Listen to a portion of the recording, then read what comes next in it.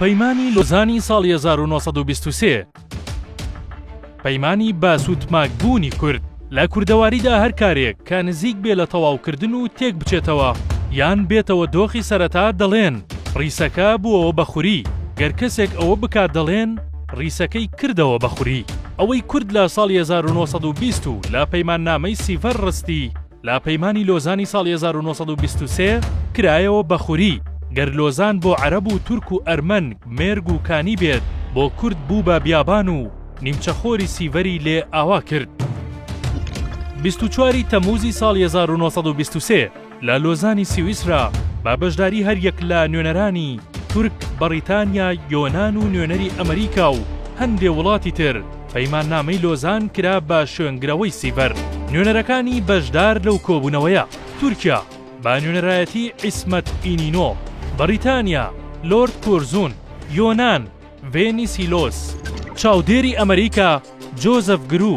ڕێکەوتنامەکە لە 143 بڕگە پێکاتبوو. هەڵبژاردننی عیسمەت ئینینۆ لەلایەن کەمال ئەتاتورکەوە تاکتیکی بووە چونکە خۆی لە باوکەوە کوردە و هەوڵی سەرەکیش لە ڕێکەوتنەکە بۆ لادانی ئەو بڕگانە بوو کە لە بەرژەوەندی کورد بوو. نوێنەری تورکیا لە کۆبوونەوەکە دەڵێت کوردەکان نەتەوەیەکی جیاوازن بەڵام با درێژایی مێژوو لەگەڵ تورکەکان ژیاون. لەو کۆبوونەوەیەدا تیش دەخاتە سەر ویلایەتی مووسڵ کە تورکەکان چاویان لەسەر بووە.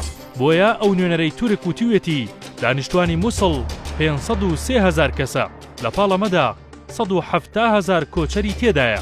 کۆچەریەکان بەهۆی کۆچکردنی وەرزیان لە بەغداد، دیاربەکر و ئێرانەوە ناتوانرێت بە خەڵکی ناوچەکەدا بنرێت. شارەزایان دەڵێن تەرککردنی ئەو ژمارەیە بەشێکی پەیوەستە بە کەمکردنەوەی ڕێژەیەکی گەورەی کورد لەو ژمارەیەی سەرەوە بەو جۆرەش دابەش بوون. 263,083 کەس کورد، 149,960 کەس تورک، 42,210 کەس عەرەب. هەریەک لە سنجقەکانی سلێمانی کەرکووک عەرەبێکی زۆر کەمی تێدایە، بەڵام سنجقی مەرکەزی 137,000 کورد و تورک بەرامبەر 28,000 عەرەبە. شارەزایانی مێژوو بڕوایان وایە لە پاڵەوەی کە نەتەوەکانی تر بە تایبەت تورک ویستیوێتی کورد لە خۆیدا بتوێنێتەوە، کورد خۆشی بەردەوام خۆی لە پاڵەتەوەکانی تردا ئەژمار کردووە. پێگە و ستراتیجی ویلایەتی مووسڵ کە باشووری کوردستانی ئێستا زۆرینەی پێکدەهێنا بەریتانیەکان و هاوپەیمانەکانی چاویان لەسەر بوو، بۆیە پەلاماری ئەو ناوچانەیاندا و لە ژێر دەستی عوسمانیەکان هێنایانە دەر. بەشێک لە خاڵەکانی پەیمانی لۆزان: یەکەم، هەڵوەشاندنەوەی خەلافەتی عوسمانی ئیسلامی و نەفیکردنی سوڵتانەکان بۆ دەرەوەی قەوارەی تازەی تورکیا. دووەم، ڕاگەاندنی دەوڵەتی تورکیا و گۆڕانی دەسەڵات لە ئیسلامیەوە بۆ عەلمانی. سێیەم، سنووردارکردنی بازرگانی تورکیا و ڕێگری لە پرۆسەی گەڕانی نەوت لە خاکەکەیدا. چوارەم، لە تەنگەبەری بۆسفۆر تورکیا بۆی نییە هیچ ڕێگریەک بکات لە کەشتیە بازرگانیەکان.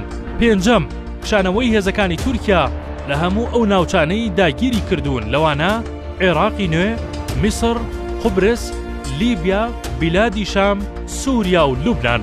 شەشەم، دیاریکردنی سنوور لە نێوان تورکیا و یۆنان و بولگاریا. حەوتەم، هەریەک لە وڵاتانی تازە دامەزراو دەبێت ڕێز لە کورد بگرێت و مافی پەروەردە و کلتور و زمانی پارێزراو بێت. ئەو ڕێکەوتنە لە نێوان 13 وڵاتدا ئەنجام درا، بەشێک لە وڵاتانە تورکیا، یۆنان، ئیتالیا، ڕۆمانیا، رووسیا، بولگاریا، یابان، بەلجیکا و یوگسلافیا و چەند وڵاتێکی تر.